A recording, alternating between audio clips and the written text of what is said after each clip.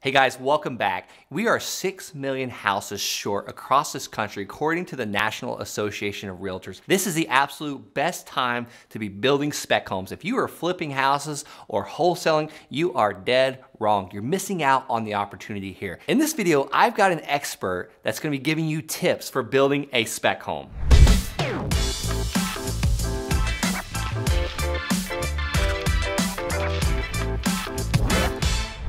Hey, welcome back to another episode. I am gonna deep dive the best tips for building a spec home with a professional that's built so many of these before. We're gonna be talking about to know your actual buyer, your avatar, who they are, picking the right contractors, and should you pre-sell your houses?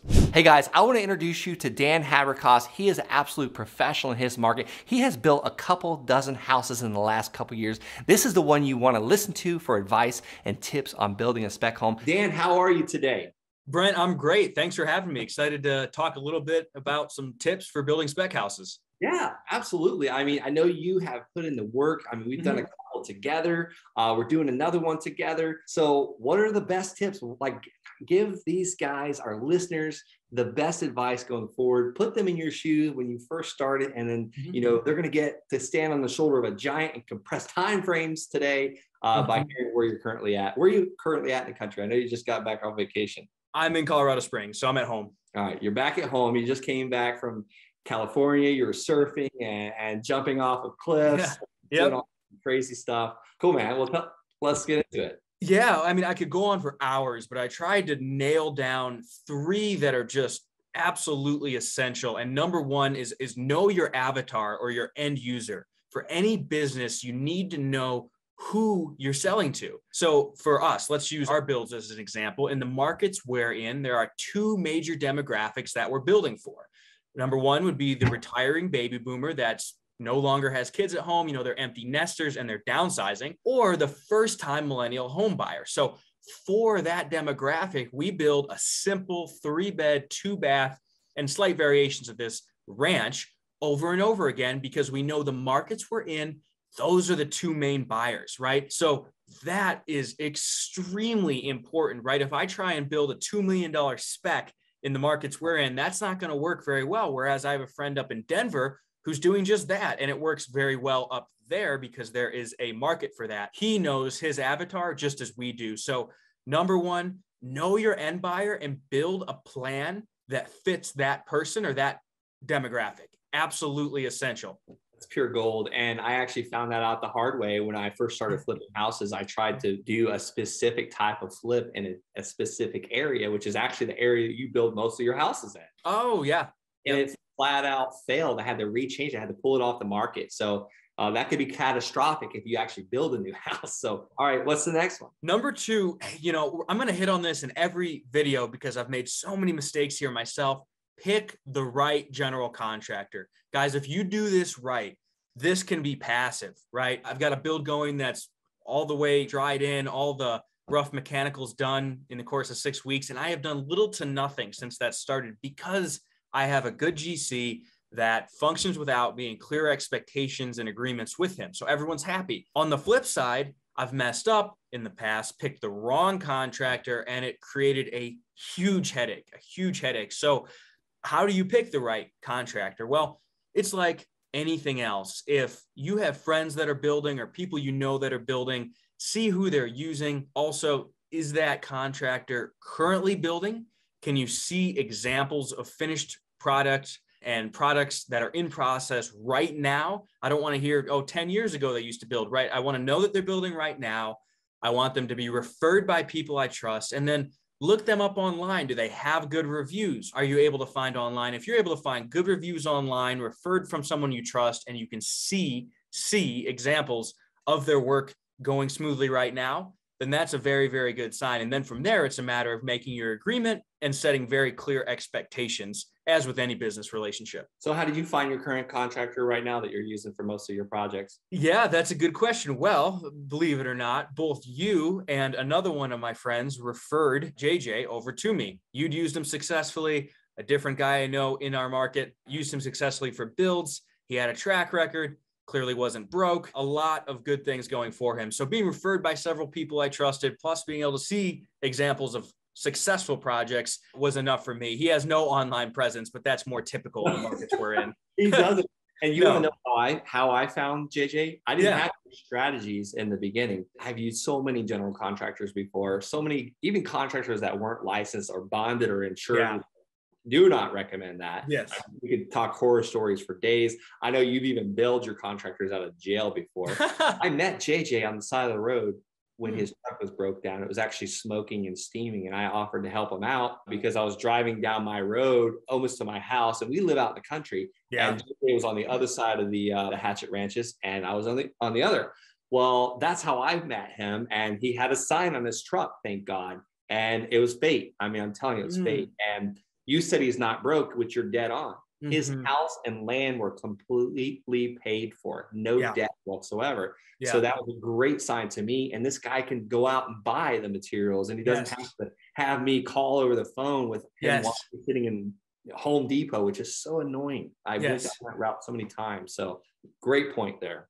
Yep, absolutely will make or break your project and can make this fairly passive if you do it right. And then number 3, pre-sell them if you can. So let's talk through this a bit, because obviously we had crazy price increases through the pandemic. A lot of people got in trouble, especially with lumber, but everything's going up. So before the pandemic, we had the same basis every time, the same sales price every time. It was very simple. All of our builds were pre-sold before we even broke ground. Now that works very well. And I'm sure at some point we'll reach some level of stability with commodities and labor, and we can go back to that. But right now, I still pre-sell them, just not as early in the process. So with Mustang Drive, one that Brent and I had closed here about a month ago, we waited until all of the lumber was ordered and most of the major components of the house and the labor were already locked in.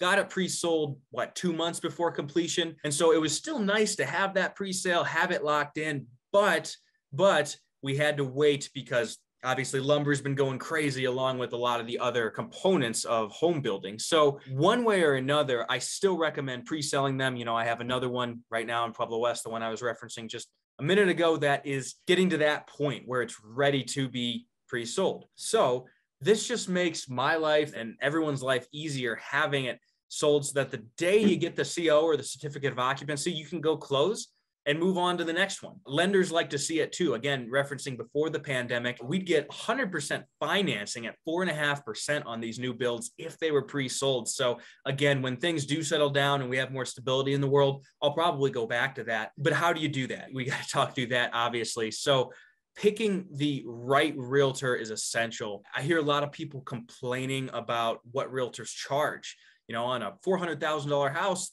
3% to your realtor, there's 12 grand. But if you pick the right realtor who really brings value and does their job, it's worthwhile. The one we've been using on Brent and I's builds, Sarah, she's borderline my project manager too. She gets this thing sold and is well worth her fee. So back to the original point. Before you give all the secrets on picking the right realtor, guys, if you have someone that might be interested in this or that would benefit from it, please definitely share this video with someone. Let's also give some shout out and some love to Sarah, the project manager. I mean, she was phenomenal. She's updating me. She's talking to the contractor. She's updating Dan and talking to the closing attorney, the closing agent, as well as the other realtor. I mean, Sarah was absolutely amazing. But guys, definitely share this video with somebody. Also smash that subscribe button. Go ahead, Dan, keep going. Yeah, absolutely. I got a little bit off topic there, but it's an important caveat. So you need to find the right realtor. And just like with finding the right contractor, a lot of the same concepts apply. And, you know, with Sarah, I remember I started with just giving her a couple simple land listings. And she was the type of person that if I had a question and she didn't have an answer, she would go find it. Or if I brought something up in passing and didn't ask her to do anything with it, she would go figure it out. And that's what you want in really anyone that you're working with or who's working for you, especially a realtor. So she's able to pre-sell them because on our first build together, we had her do a 3D walkthrough and pictures of the finished product. And we're building that house or something very similar. So she puts it on the MLS ahead of time. She puts up the 3D walkthrough, the pictures, and obviously there's a huge lack of housing, especially in somewhere like Colorado where people are moving. And so she is able to get these pre-sold well ahead of time. And important note, I highly recommend getting a non-refundable deposit from your buyer we want $5,000 non-refundable, assuming we perform, so that the buyer, if we're going to take it off the market, can't just go and cancel or change their mind with no ramifications. So a couple important points there, but more than anything, pre-selling the new builds has been really a windfall for us. A little bit later in the process now with the fluctuations in commodities. And once we get back to a more stable world, I'm sure we'll sell them again before even breaking ground. Absolutely. Guys, I hope you got some great information out of this on tips on building spec homes. Check out for more information. We're also going to do some more videos, me and Dan. Also, check him out on the Wholesaling Inc. podcast, where Dan also closed 70 land transactions in the last 18 months. That link is also below in the description. He's been doing this game for a while. Like, he buys the land at crazy discounts too. Like, we didn't even have time to talk about that today. So check out the next videos. We're going to keep rolling these out. And if you're interested in learning more about building yourself freedom, building yourself that freedom fund, financial freedom, time freedom, head on over to ibuildfreedom.com, schedule a call. You could probably even get Dan on the call yourself, or maybe one of our team members, and hear about what we're offering. It's showing people how to build freedom, build on the land that they're purchasing. Maybe you've never thought about this before. Well, it's definitely something you want to know about, especially when the country is 6 million houses short.